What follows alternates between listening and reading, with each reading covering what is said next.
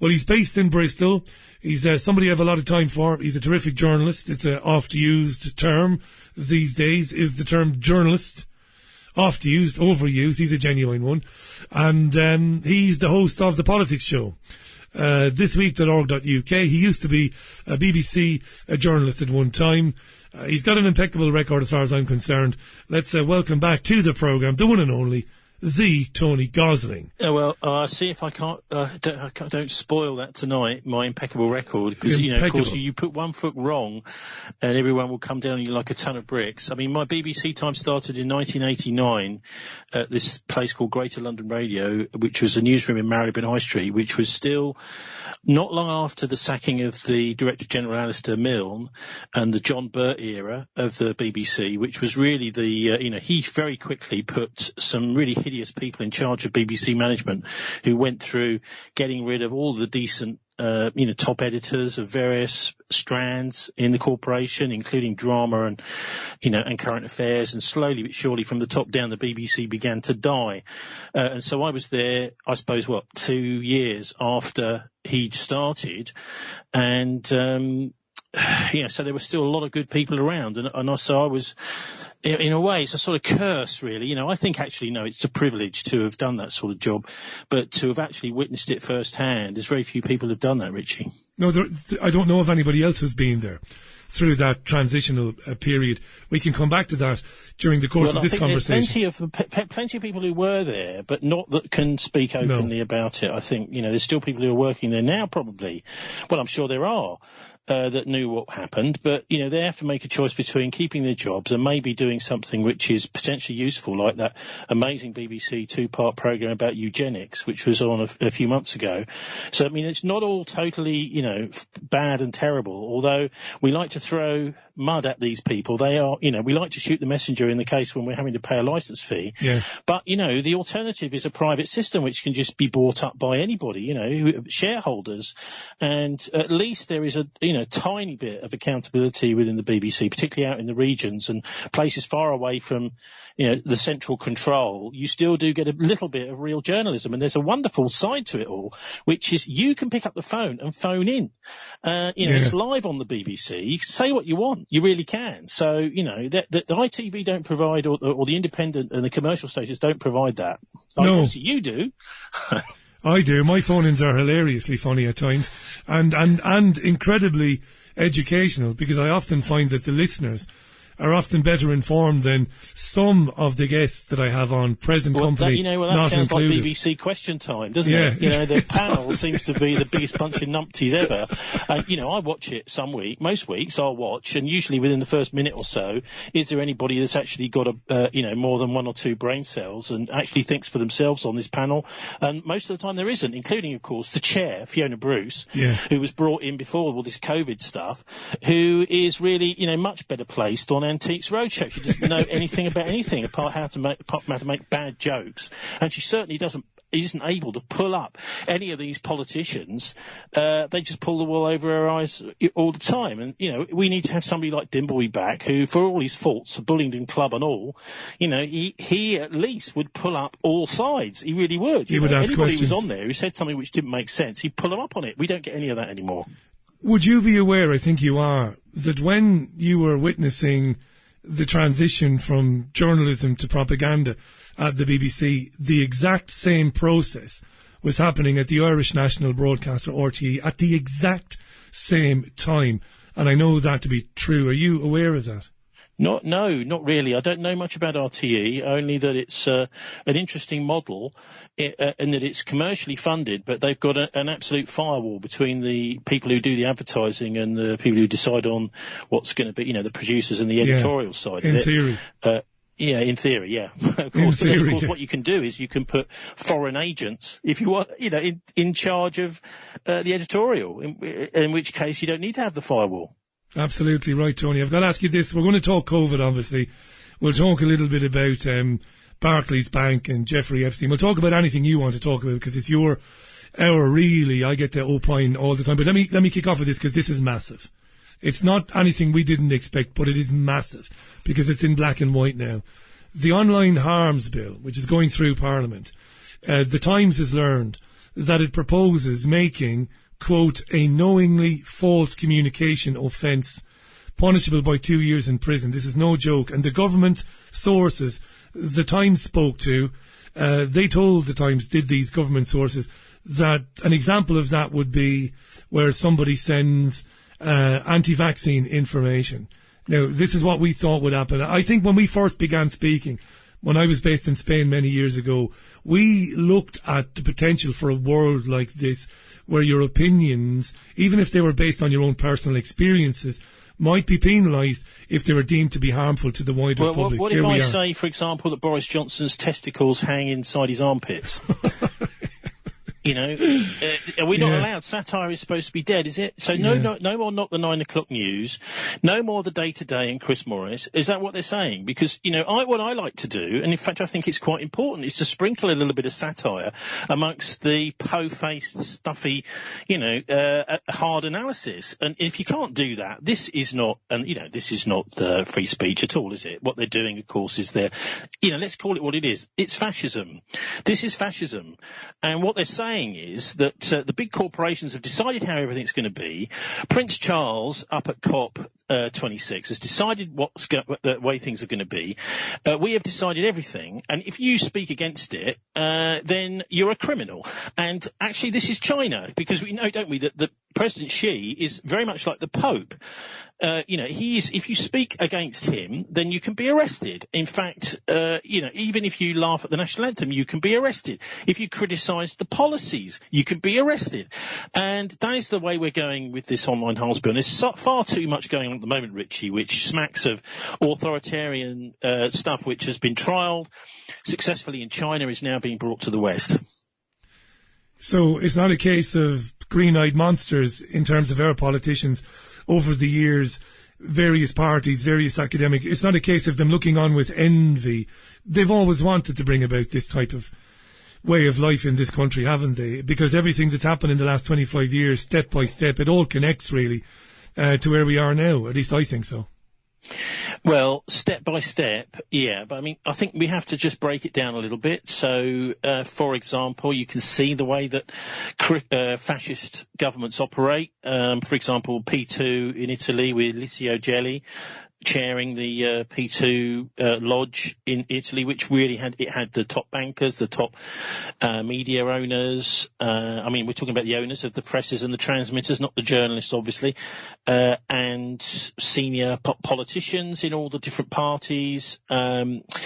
It was, industrialists, people who owned lots and lots of shares, industry.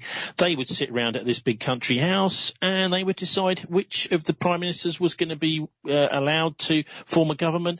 And if it looked like the wrong guy was turning up, they would be arrested, or they would actually, what they do is they discuss it, right? One of your counter gangs, a fake organisation called the Red Brigades, which was run actually by the far right, even though the left wingers that were part of it didn't realise that. They went and kidnapped Aldo Moro and executed him, and he was going to be the prime minister. He was a communist, so it was at least going to be involved in the government, and so they were going to have a very left-wing government. The CIA didn't want it, the fascists in Italy didn't want it, and that's how they do things from behind the scenes. And they've been watching the way things are going. They've been infiltrating and taking over the parties. I think one of the big things of the 20th century actually is the massive amount behind the scenes of corporate takeovers going on. So people have had their eyes on big corporations that are a competition to the big transnationals that are already part of the sort of Bilderberger system, or whatever you want to call them. They're already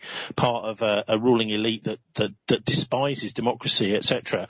Is they see what's out there that's in competition with them, and then they have covert operations to take those organisations over. Some of it will be through buying up shares in a business. Others will be discrediting, possibly even murdering members of the board of that company.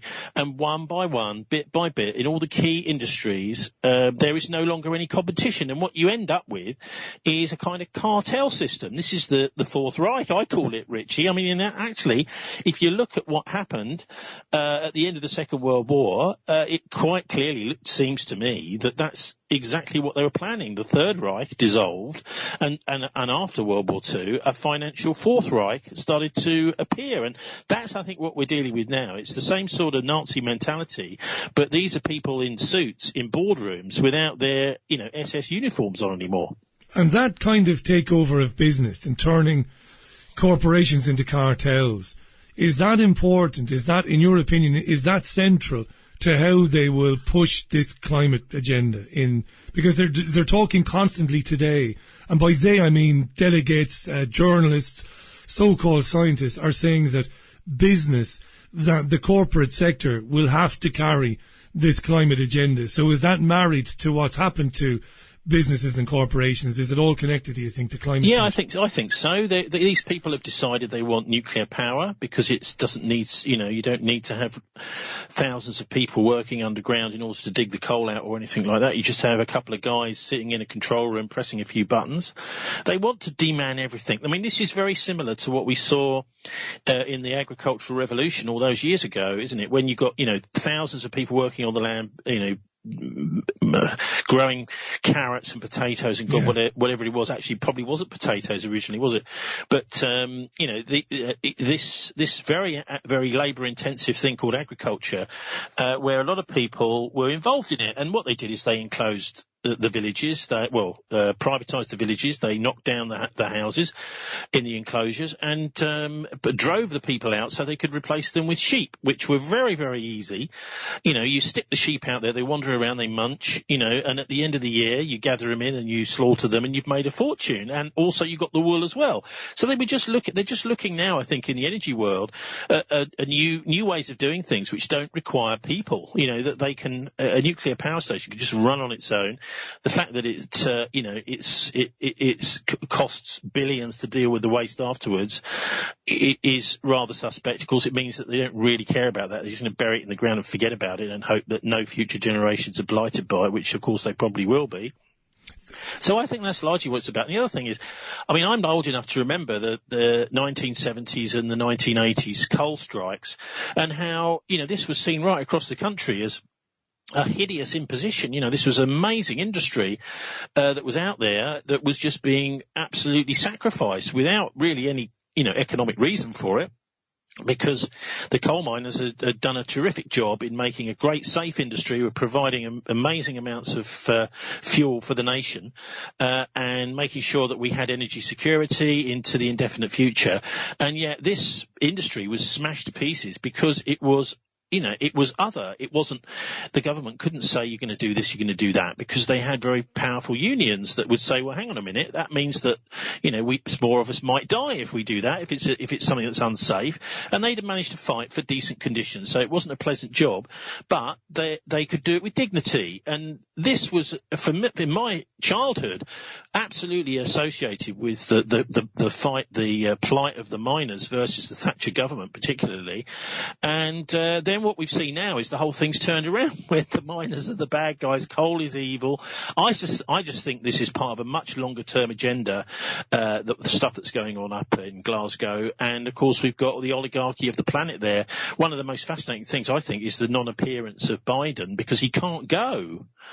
How could he be there without Xi and Putin? It starts then to look very much like a kind of NATO fest, with all the rich and powerful of the NATO countries, as usual, the usual suspects, getting together against the other parts of the world, and it becomes very partisan. They don't want that.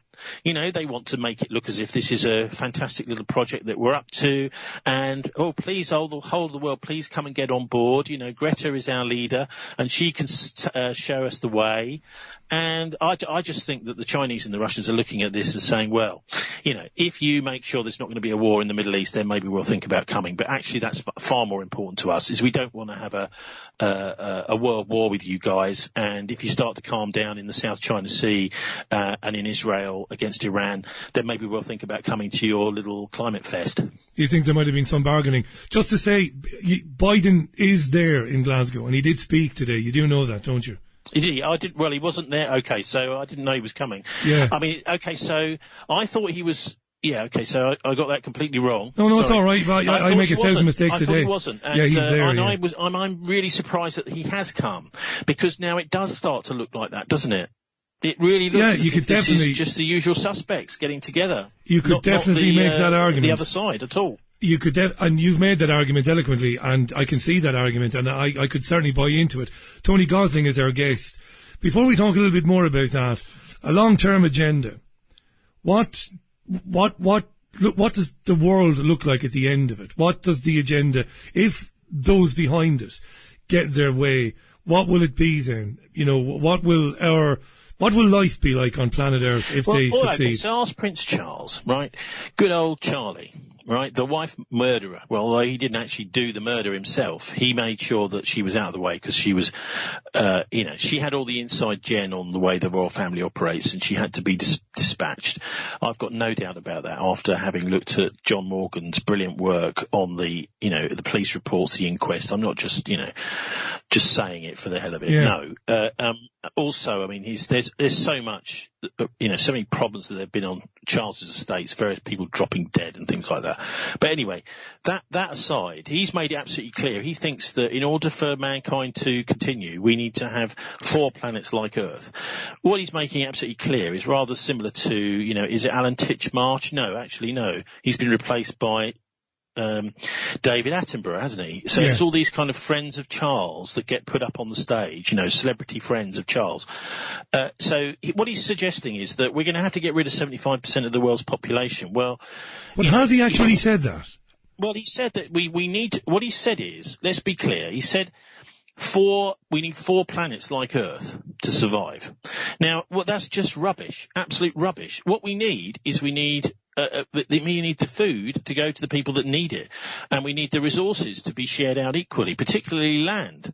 So the reason that for example, if you look around the world, some parts of Europe, for example, have got a population that's falling. These are generally places where the living conditions are very good. So, if you've got a decent standard of living and a little bit of money in your pocket at the end of the week, you don't tend to have loads of kids. Well, if you're up against it and, you're getting a hostile environment from your government, bullying, and you can't pay the rent, this sort of thing, so you have a very uncertain future, then you do have lots of children. And this is a basic fact that these people, with all their money and brains, seem to have completely missed. Well, of course, they haven't completely missed it. They just don't want to hear that because it doesn't fit with the agenda that they want, which is further control and penalising people for having access to energy to be able to get around. So I've got very, very little sympathy for, anything really that's going up in Glasgow, and particularly see Charles as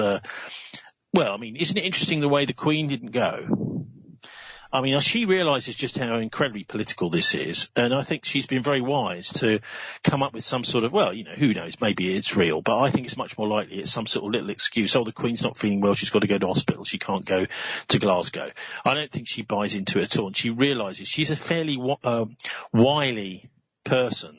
She's pretty sharp, Richie, and I think she's looking at this thinking, well, do I really want to be embroiled in this, faux NATO, bunfest up at, Sticky Bun Affair with loads of people slapping each other on the back? But at the end of the day, she's looking out, I think, for the international consequences of this.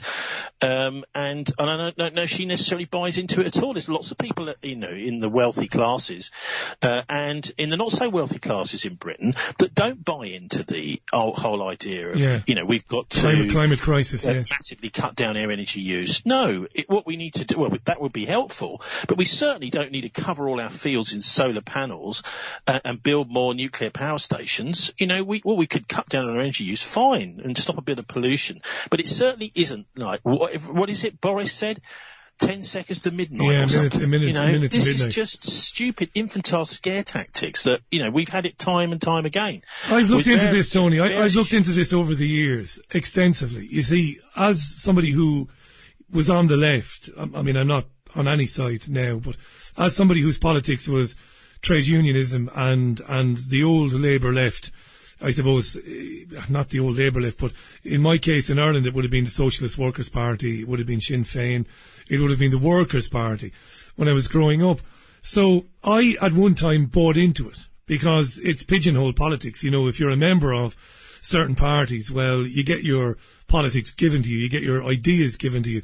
And in the late 90s, I bought into this garbage. But I've looked into it, and I looked into it objectively for years and years and years. And it comes down to a few very simple truths for me that can't be disputed. The atmosphere is made up of 0.04% carbon. It's disputed as to how much of the 0.04% humans actually contribute. It's somewhere between 10% and 30%. The sun is never factored into any of the climate models, which is preposterous. So as far as I'm concerned, it's one massive, gigantic hoax, and that we, as a species, cannot impact the climate on this planet, that it's largely driven by the sun and by the oceans and what happens at the bottom of the oceans. Am I wrong? Is there any truth at all, in your opinion, to the claim that our activities on Earth are contributing somehow to its demise? No, I don't think there is really. And let me just cite. I mean, one of the on last Friday's program, I had a clip from a Channel 4 documentary, which came out. I think it was in 2007, called the Great Global Warming Swindle, and I'd recommend absolutely everyone to watch it, because these are the people who are completely shut out of the debate. Rather like the people who are arguing for the using ivermectin, etc., being shut out of the COVID debate. There is absolutely nobody who is saying all this stuff, who are coming out with treatment protocols for COVID, or who are critiquing global warming and climate change. They're just simply not allowed anywhere near the television studios, the radio studios. If anybody, and I listen quite intently to this, if you see anybody, even someone phoning in, a punter phoning in and talking about any of this stuff, they immediately get shut down. They get counter arguments put over as if, they're about to break the law, by saying something you're not supposed to. So things like, I think there's another one is called The Climate Change War or something like that. Another really good documentary with interviews with loads of scientists who've either been bullied out. In fact, I can't remember the guy's name, but there was one of them who was on the international IPCC climate change panel, the UN thing, who was a whistleblower. And of course, he's never, ever heard from again, So he's trying to blow the whistle. He get a little thing in the Daily Mail maybe about him, one article, and then you never hear from him again. But he's talking about all the underhand tactics that they use in there. I think one of the most credible people on the Channel 4 documentary, The Great Global Warming Swindle, is the former editor of The New Scientist, who was editor during the 1980s and then saw this whole sort of edifice, a massive amount of money going into climate science industry. And you know what? There's a brilliant interview. I think is it Norman Dodd from the 1960s, probably the interview was, where he's an American campaigner and he's talking about the use of foundations, the Rockefeller Foundation, the Carnegie, the Ford Foundation, etc., to fund whole areas of universities, right? Whole faculties. I'm not talking about a faculty at one university, but right across the Western world. So, they'll pick the 7 or 8 key universities in a subject and they will fund chairs in that subject right across the world, so that they are doing whatever they can to not only control the way an academic subject is taught and the narrative around it, say, for example, economics or climate science, but also for those individuals to keep a very close eye on other people in that subject area, so that they can then be targeted and taken out in one way or another. Now, I'm not necessarily talking about car crashes, but we're talking about, being discredited professionally by a professional, someone who's coming to professionally discredit them, to give them a character assassinate them, and this sort of thing. And this is what the guy from The New Scientist was talking about. He's saying, I've never seen anything like it. When someone disagrees scientifically, that's used to be thought of as a good thing. Yeah. And it's brilliant, because that's how all the big discoveries in science have come about over the years.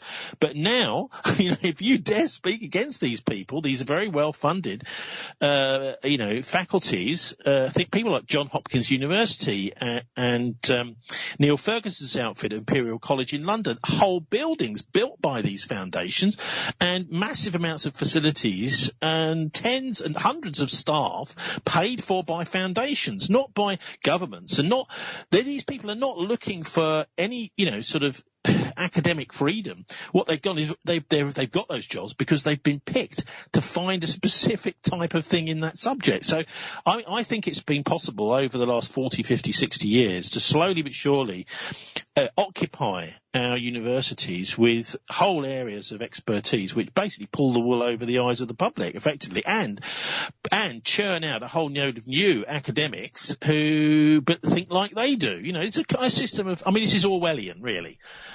This is what I think they're trying to do. They're trying to control the future, really, by controlling these, important areas of academia. Yeah, corporate chills infiltrating academic institutions over generations. This is really, really good stuff. Tony Gosling from Bristol, great journalist, former BBC journalist, the presenter and co-presenter of the Politics Show, Fridays, 5 o'clock, thisweek.org.uk. Check it out. I must ask you this, just before we move on to, I have a question for you about this coming winter and the NHS, but before I ask you that, like you mentioned, the guys, the scientists, his horror at how people were treated when they challenged the narrative and put forward a different point of view. Again, to go back to the online harms bill, it is feasible that anyone offering an opinion on social media or anywhere else online that this climate change thing is monumental bollocks. It is very feasible that will be deemed to be psychologically harmful to the very young, and therefore that might be punishable. And that's not fear-mongering. That's a very realistic possibility. It just is, isn't it? Well, yes. So there's going to become a specific narrative which everyone's got to follow. This is why I say, this is fascism, and I really think it is, because this is what Orwell was writing about, wasn't it? What you've got in his, in particularly in 1984, but if you look at some of his other works, like The Road to Wigan Pier, for example, he's talking about a system which is absolutely abusive. He was writing that, I think, between or just before the Second World War, and saying things like, well, look, the only thing that's going to improve the lot of people is if there's a massive rearmament. And of course, that's exactly what happened. And he was saying that it's almost impossible to be honest and stay alive. I think that's possibly where we're heading with all of this, and that I don't think that's I don't think that's stretching a point to say that what they've done over the years, Richie, is as I was saying at the start, I was there at the start to see all the best producers and journalists slowly being, I won't say weeded out, because they were the flowers. The weeds were being allowed to grow. The flowers were being, grubbed up, pulled out, and thrown on the compost. That was what was happening. And slowly but surely, the mainstream media has become poisoned. And it was, you could get some fantastic BBC and ITV documentaries, as we know, things like World in Action.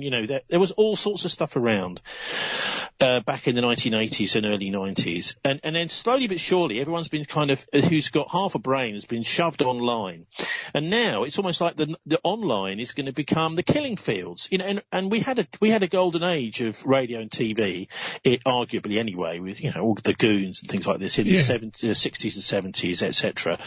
And the golden age of the internet, I'm afraid, is slowly going to come to an end, and they're going to legislate against the truth. So once that happens, we really will be in dire straits. I suppose, people will just have to do what the Egyptians did, in the Arab Spring, which is just to give up their homes and their computers and go out on the streets, because they seem to be, I think, setting themselves, and the same goes for so much of the various agendas that are out there, particularly this kind of shutdown in the internet media agenda, is they seem to be actually picking a fight with the entire population. So they've been fighting with, for example, the Syrians, with infiltrating various front organisations into the Middle East to try and balkanise the Middle East. And now they've had enough of that, because the Russians have put their foot down. I don't know if you saw yesterday, the Russians made a statement about Iran, saying that the Russians think that the Americans have just got to simply sign the Iran nuclear deal again, and with no caveats, and just get back. And this is, I think, the Russians sending a very clear signal. They're saying, look, never mind your Glasgow COP stuff. we're not going to sign up to anything like that until you re-sign this Iran nuclear deal. Because if you don't, the Israelis are picking a fight all the time. They're trying to get a war started, initiate confrontations with Iran. And until you re-sign that deal to show to the world that you are not going to encourage and be part of Israel trying to pick a fight which could drag in the superpowers in the Middle East, then we're not playing games about climate change up in Glasgow. But anyway, I just think journalism, I know what you're saying about the online harms, and it is absolutely key, but I mean, we may be driven off the internet. We may be, and some of us might end up like Julian Assange, being criminalised for just telling the truth. But that's not impossible to happen. No, it's a guarantee. That's a guarantee, Tony. Journalism out there. That's a guarantee, though. And this is not doom mongering or me seeing the worst case scenario. I believe that much of this bill is really about getting rid of the independent media. When they published the white paper 3 years ago, I sent several polite emails and letters, the old snail mail, to Damien Collins at the time, asking to be contacted by somebody to facilitate me giving testimony to those hearings at the time. And I wasn't being arrogant. At the time I said, look, I would be one of the more prominent, I suppose, because I'm probably the only daily radio show in the independent media that does it. Well, can't you? Daily. You could be an expert witness, actually. Well, that's what I said at the time. I said, because what they were talking about at the time was essentially, coming after people who were spreading misinformation. And I wrote to them and I said, well, really you're talking about people like me. I'm not the only one. There are many. The Politics Show, Your Good Self, for years, and others. And I said, look, you can't have these conversations without inviting somebody to discuss why it is that we do the things we do. We do our programs because there are learned and qualified men and women saying things that your commercial and mainstream and national media is effectively banning.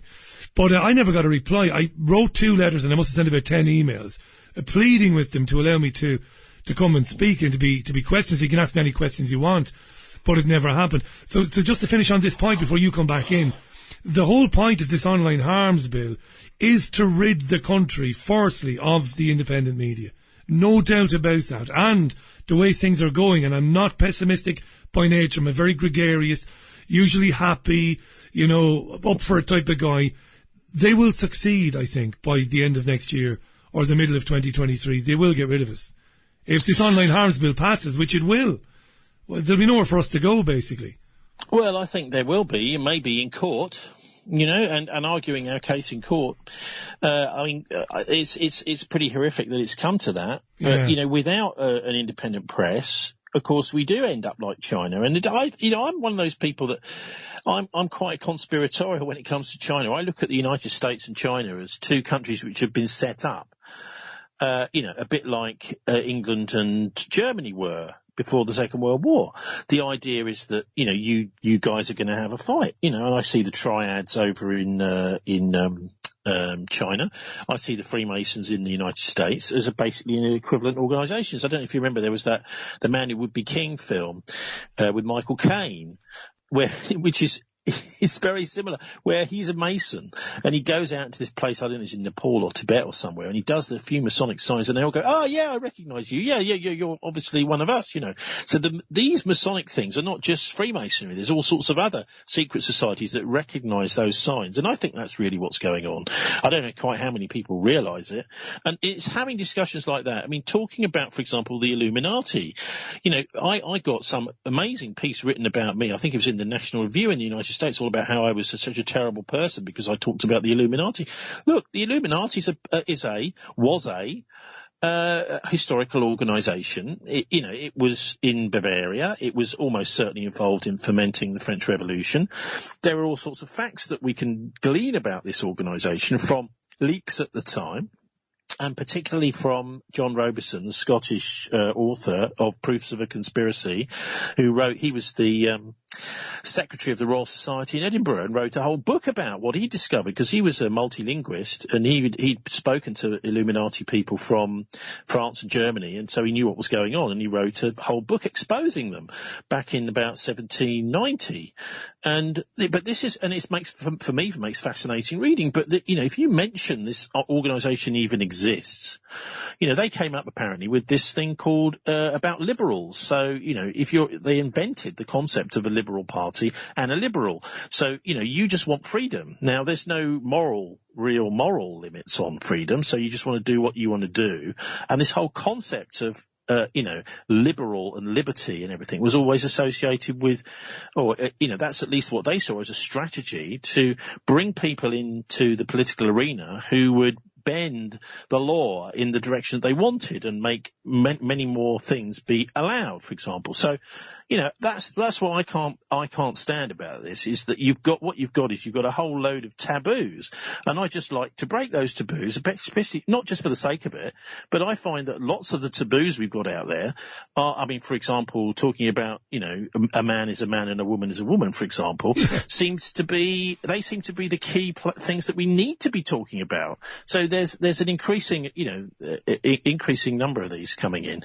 I just like to say, I'm just talking about journalism generally. I know it's sort of unrelated, but I really like to talk about a couple of things I've discovered recently, and I haven't really had time to talk about them on my radio show. But the badger cull, for example, we've had this massive badger cull, which is a hideous thing, really. Hunting down and killing all these badgers. Over TB, why not Tony, just leave them there? They're not really doing anybody any harm. Yeah. Well, apparently they've got tuberculosis, right? Yeah. The tuberculosis is a guy called Dick Roper, who's an estate manager around Wiltshire and Chippenham area, who discovered that if he fed his cows and even he fed his badgers selenium lick, that they were fine and they didn't catch TB. So, what they're doing is they're going around killing all these badgers, and they've made an industry out of it. But actually all they really need to do is give them some selenium. And he tracked the use of maize to feed cattle, which right across the country, it increased in the 1990s and into the noughties. As the use of maize across the country increased, right, and this maize is being, and I got this off of one of the guys from Friends of the Earth a few weeks ago, he tracked this increase in the use of maize in the crops and feeding those to the cattle, because maize is is deficient in certain nutrition and trace elements that the cows need for their immune system. So the reason they were catching TB is because they kept being fed on maize and nothing else. And by just feeding them some food supplements, then you don't need to cull any badgers anymore.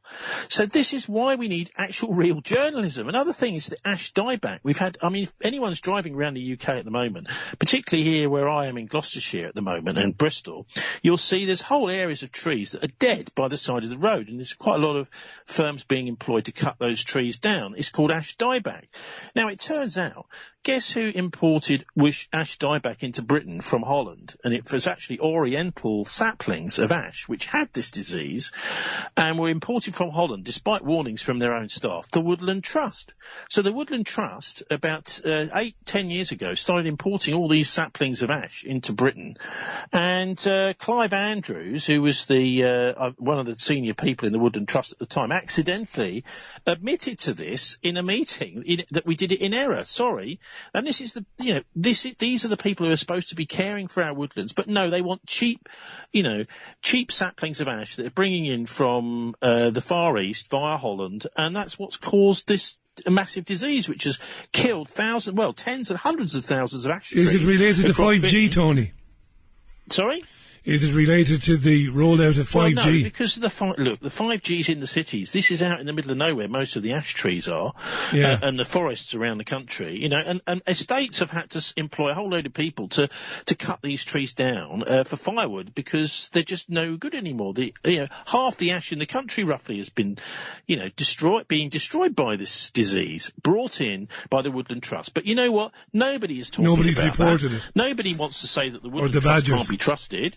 and that they have actually brought this into the country. So there's just a couple of examples, the Badger Cull and Ash Dieback, of things which really, 10 years ago should have been sorted out, but they haven't, because we don't have proper journalism in Britain anymore. You've got so many vested interests in the way that people like me and other investigative journalists get absolutely nowhere. In fact, we get bullied, actually. What we do is we get bullied out by the vested interests, including our mayor in Bristol, Marvin Rees, and his, so-called Labour Blairite lot, who are just really in bed with the big property speculators and developers. And they're actually an insult to the intelligence of the city. But nevertheless, anyone that points out that the fact that they're really working almost as if they are PR people for property speculators, then, oh dear, we can't have that. So, we get elbowed out. I suppose you got elbowed out of there. Journalism is like that, though. I think you always have to be prepared to take a bit of flack. No, but you've taken shed loads of it, far too much of it over the years, and you're right to bring up what happened to you at BCFM, because you're taking on Rees and Rees's henchmen. And there's always time to talk about that. But I want to take you back to two things you said just there. You mentioned the unnecessary badger cull and the farmer who'd figured out that if you fed the badgers selenium, I think that's what you said, they wouldn't get TB anyway. Yeah, this is really important. It's not covered. And then you mentioned the importing of ash saplings from elsewhere that pass disease on to trees in this country. I'm just going to put this out there. This is not necessarily what I believe, but some very intelligent people who are very spiritual, they feel that things like the badger cull are because we're really being run by some sort of death cult, ultimately. It's easy to laugh at stuff like that and think it's very Hammer House of Horrors, but a lot of very smart people start to think like that. And then other people would say, Tony, you're absolutely bang on. They are rolling 5G out in the cities, but of course it's meant to be everywhere in the long run. So maybe there's a 1% chance that the destruction of the motorside or motorway trees has got something to do with these communications. I'm not saying I go along with that, but my listeners would murder me for not bringing that up because they because they have a spiritual outlook on some of this. Right. I think, to think these things through, let's just think it through. Okay, so we're living in a society you and I both know, which is becoming increasingly fascistic, where they don't want people to be independent, to be able to feed themselves, etc. They're all got to be dependent on money. That slowly but surely they're going to have their property taken off them. They won't be able to pass it on to their children. Even the Labour Party and the Tory Party both seem to be moving. Well, they are. The Labour Party definitely moving in that direction, and the Conservatives too. So the idea is that you're completely impoverished. You've got nothing. It's as Klaus Schwab says, isn't it? You'll be happy. You will have nothing, but you'll be happy. And you'll be happy because if you go to the doctor saying, I'm unhappy, he's going to give you a happiness pill. That's basically what they're talking about here, which is going to get you dependent on antidepressants, and you're going to be actually really, really miserable. But you won't know you're miserable because your brain has been switched off by, psychotropic drugs of some sort. But anyway, so, the fact is, I think, the reason that they're getting rid of the badgers, the actual reason, is to do with trying to cut down on wild food, right? So if people are in a situation where they can't afford to live in the city, then they're much more likely to go, well, they may even go out and start camping in the countryside. But if there are badgers around, they can trap them, they can shoot them, they can eat them. In many countries in the world, this is a living. When we were out in New Zealand, there's a whole load of people make a living out of shooting wild animals. And some of them are wild. Some of them are you get a massive fenced forest and you get pigs in there, and they will go and they make a living out of that. And they also eat those pigs. But, the idea that you're going to be doing that in the future, I think, is, if there's no badgers around, then there's nothing to eat, is there? And they would be a potentially massive staple food. Back in the medieval villages, every medieval village had its own rabbit warren, right? So if there was a particularly harsh winter, they knew. We want to make sure that we can still feed our families and feed our kids, even in a harsh winter. Let's make sure there's a whole load of rabbits there. Now, most years we don't touch them. We might take a few, but we know that if it's a harsh winter, there's plenty of food around. Yeah. Now, it seems to me that's really what this badger cull's really about, is cutting down the ability of people to get food other than at a supermarket. Which is incredibly evil. Which is, speaks to those of my listeners that are bright and they understand these agendas, but they feel there's something more not so much spiritual to it, but something far more malevolent and darker to it, and I get that. Look, we've only got about 7 minutes left on this. I wanted to ask you, you're listening to Tony Gosling, bilderberg.org, thisweek.org.uk. Tony is an excellent author, and you really should have come back to talk about the books that you sent me, because they're brilliant. We will do that. No, we will. I promise you that. We'll do that. But I wanted to ask you a final question. Look, Javid, the Health Secretary, said he's leaning towards mandating the jab for NHS staff. They've done it for care workers already. There is a fear that seniors won't be able to get out of hospital this winter because there won't be anywhere for them to go. We'll see bed blocking as a result of all of this. Ultimately, lockdowns and vaccine passports are inevitable. Do you see it that way? Oh, no, certainly don't see it as inevitable.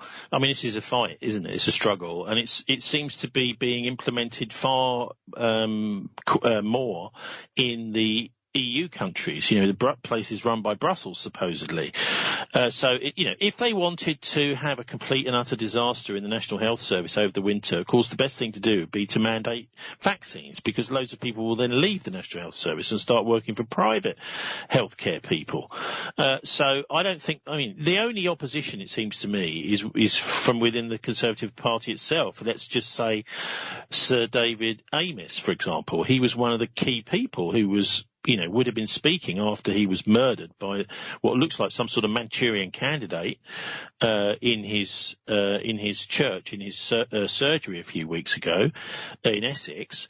I mean, that was a bizarre incident, if ever there was one. So it took 2 hours or something for them to get him to hospital, which is far too long. Of course, if you've been, you're hemorrhaging, then you need to be gotten to hospital for transfusion straight away. Yeah.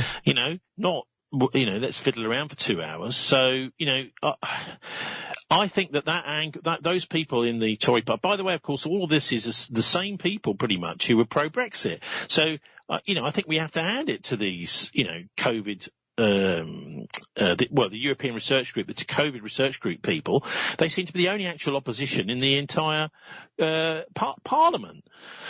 But no, I don't think it's inevitable. I don't believe anything is really inevitable. And also, of course, they might try and implement it, and there's a massive fight back. So, I don't really believe in inevitable ever. And I think that what it does is it assumes that people don't have the ability to fight back, and I do think they do, especially in this country.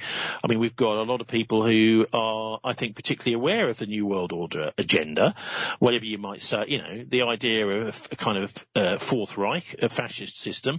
And of course, the other thing is that everybody should be aware, I'm not sure if they are, that this is being imposed as all of our grandparents are basically going, who remember the Second World War, or great-grandparents, So the people that can remember what fascism was like, as they're dying out, there seems to be a new kind of thing being imposed. That's what I'd say. And the British Empire, which died pretty much in the Second World War, and the Americans tried to take it over, is a very, very different thing. One thing I would say is just a bit of research I did recently about the Empire. Goes back to John Dee. Now, he's a really interesting character from an occultist from the time of Elizabeth I.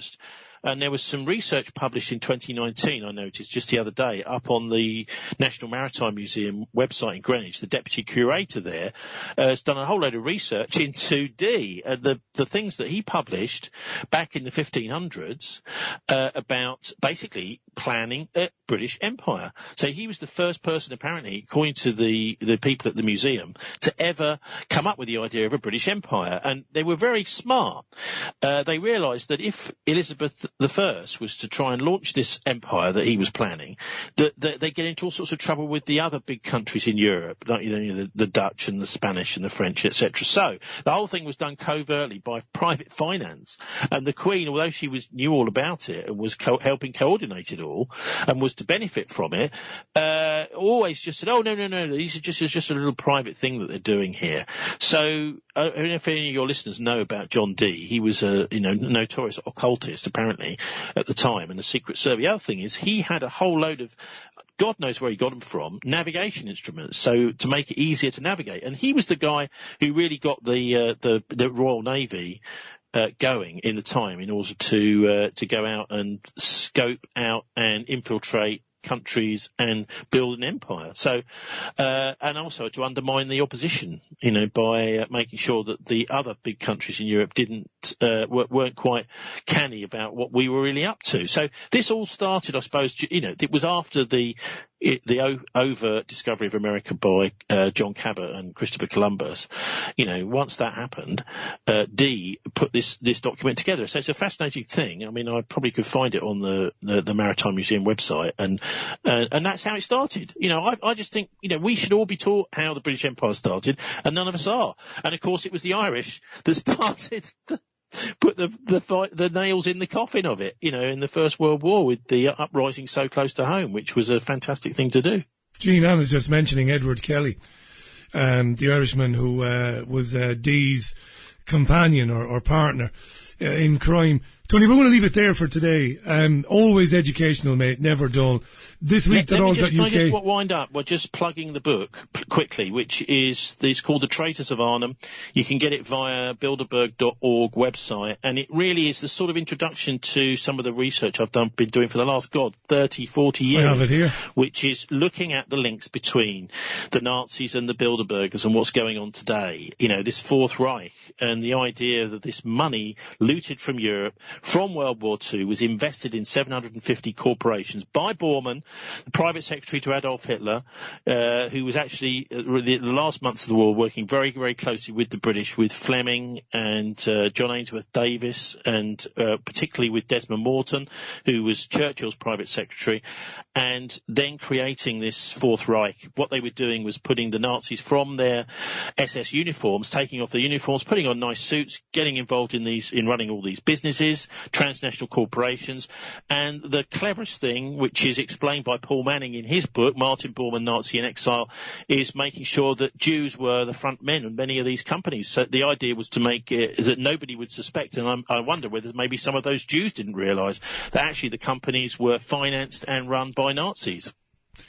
100% right. And we could talk about the Nazi roots of the European Union as well. Oh God, that's a whole other subject. But anyway, that's the Traitors of Arnhem. Traitors of Arnhem. You can get hold of it Bilderberg.org. via eBay or via Bilderberg.org if you're interested in just sort of getting some of the grounding of the stuff I've been digging up over the years. I was nagged for years, Richie, about getting something down on paper, and I finally brought it out in the Halloween lockdown this time last year, and it came out in paperback in April this year.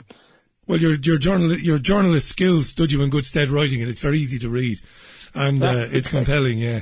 Bilderberg.org for that. The Traitors of Arnhem. Tony Gosling live on the Richie Allen Show this Monday.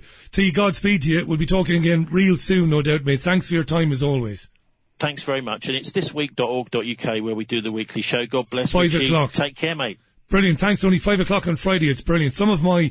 Many of my listeners love the show, and they blog about it every Friday on richieallen.co.uk to make sure that the people are aware that it's on. It's an excellent programme. Check it out, thisweek.org.uk. Thank you.